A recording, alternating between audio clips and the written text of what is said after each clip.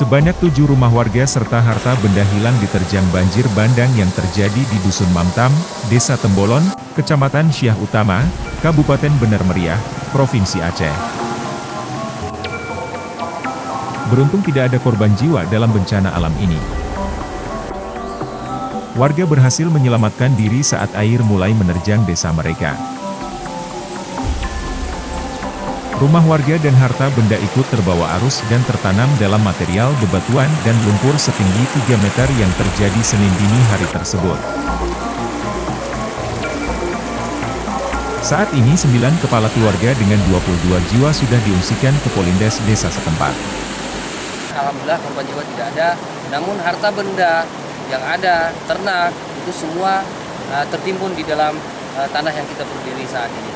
Ada berapa rumah yang hancur atau hilang? Ya, rumah yang hancur dan hilang itu terdapat 7 unit rumah.